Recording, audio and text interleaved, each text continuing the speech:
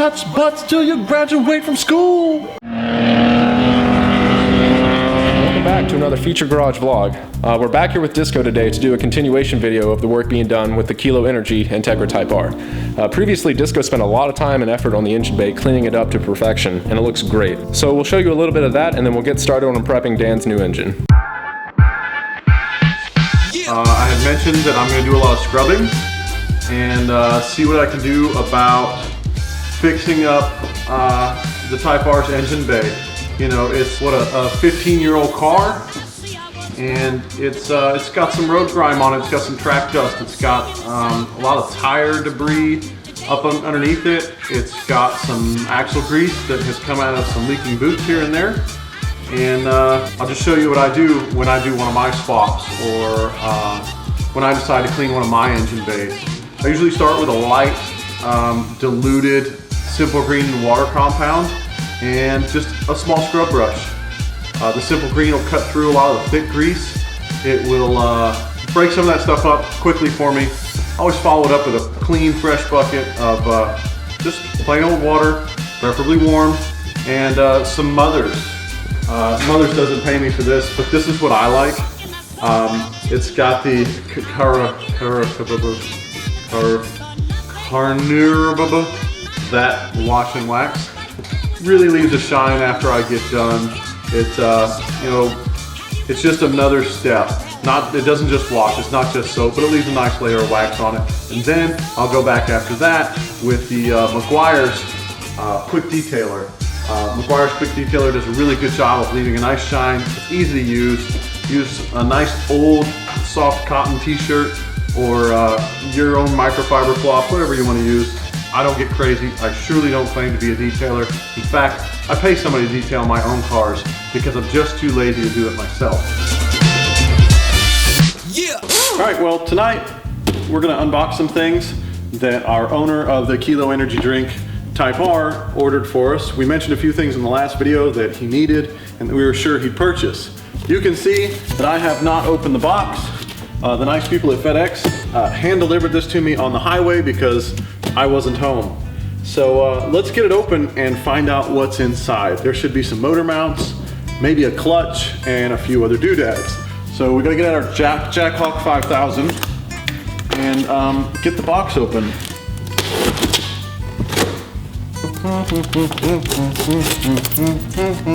All right, what's in the box? All OEM Honda stuff, heater hose, another heater hose, lower radiator hose it looks like. Another one. More hoses. Another one. Heater hose. Another one. Upper radiator hose. Another one. More hoses. Another one. Another hose. And another one. Another hose. Somebody told Dan that if you have your engine out of the car, you need to replace everything.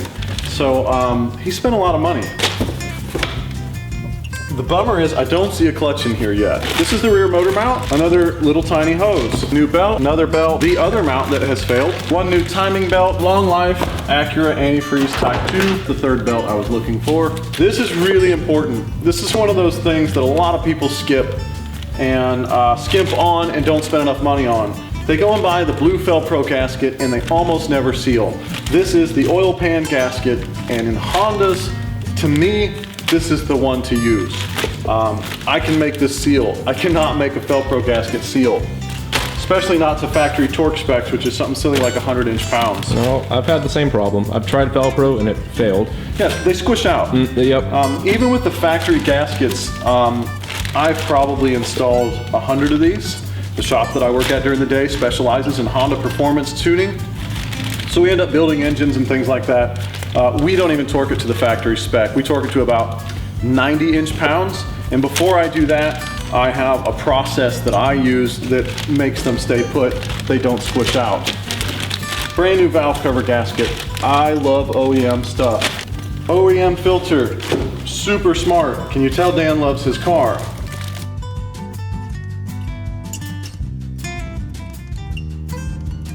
So that's what we have tonight. Not all of this is going to get installed this evening. We're just going to pick away at Dan's engine and see how far we can get. This is the engine that Dan sent me. Dan bought this engine used, and it had really good reviews from the people that were involved in it. made some good power, it was reliable, had a lot of money spent on it. This is not the header that came on it. When this engine came to me, it was basically black from here to here. The whole engine was just black. Super filthy. It had been sitting in a shop for a really long time, just staying covered in dust. Nobody cared about it until Dan happened to stumble across it when his engine suffered catastrophic failure. So I washed the engine, scrubbed and scrubbed and scrubbed, spent a few hours on that, sent Dan a picture, and Dan instantly said, "Oh, what happened to my header? That thing is ugly now." Because Dan likes this stuff really nice. And I said, "Well, that's my header," and he apologized for insulting my header. I don't care. So we're gonna zip the header off. I put the header on obviously because of washing purposes.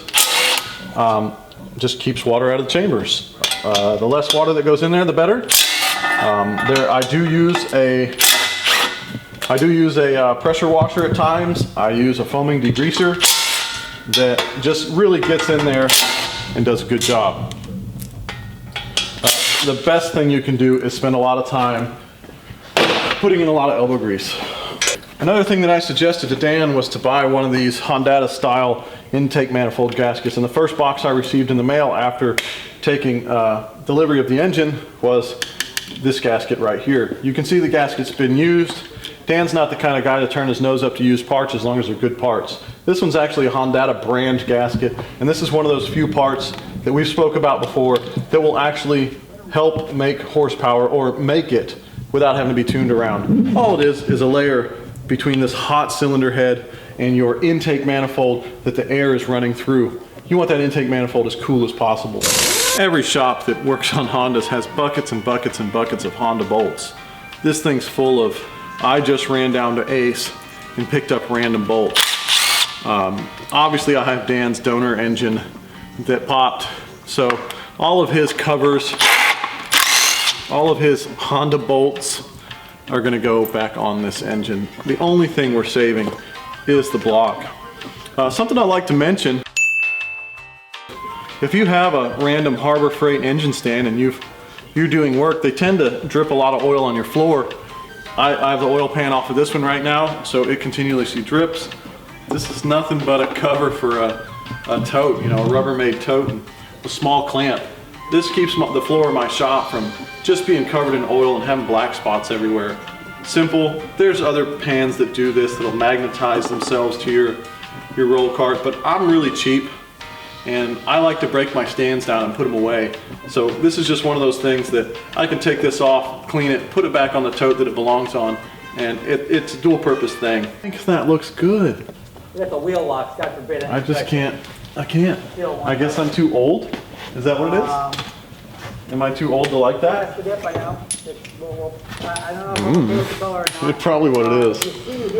You're just old and dumb. So you can see that the shop is a little more crowded, a little more organized tonight, and that's because I live on a really small piece of property in a really congested neighborhood. And most people, when they see this shop, instantly ask me, is it permitted? Is this legal? What are you growing in that building?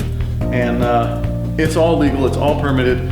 But not only did I have this building, I had a smaller building next door on my same small piece of property. It was basically just a shed.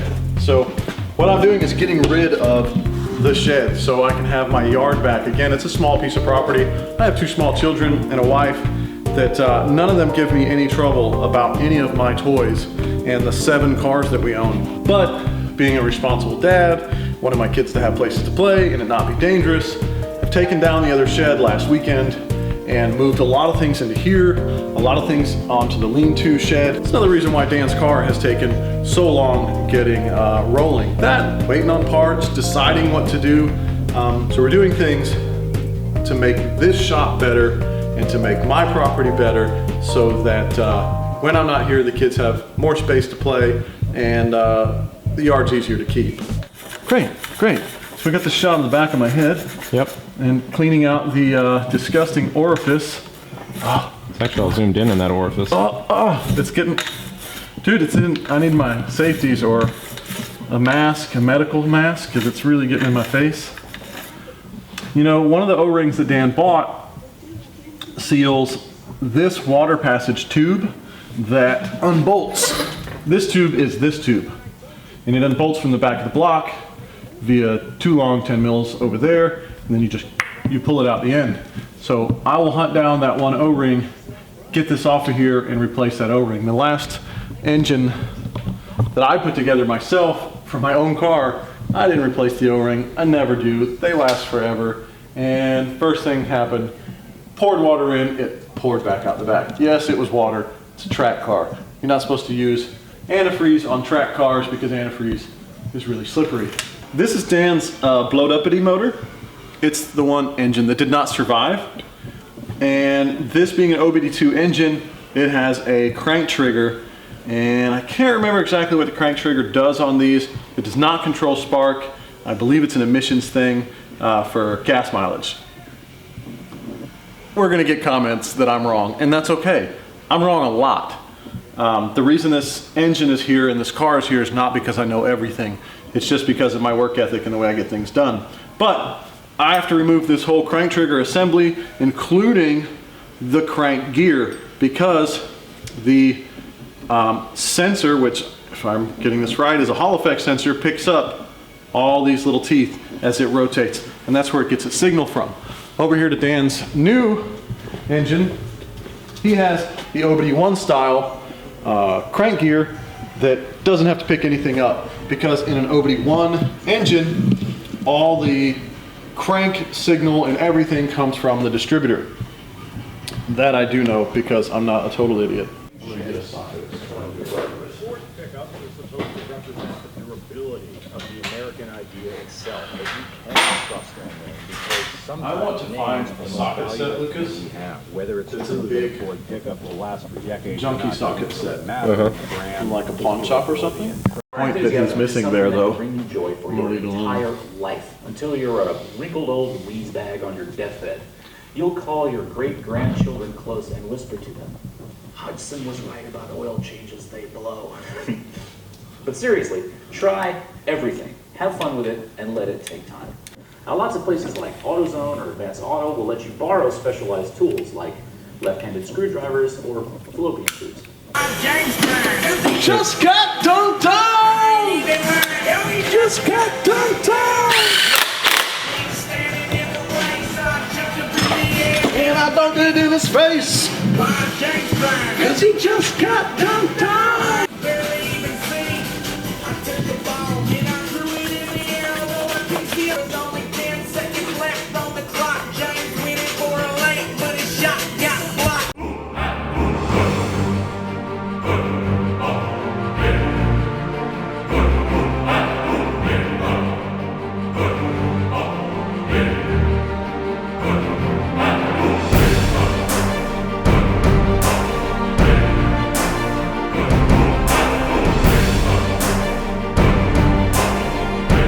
All right, so that's it for this vlog. Stay tuned because here pretty soon this engine is going to be going into the Kilo Energy Integra Type R.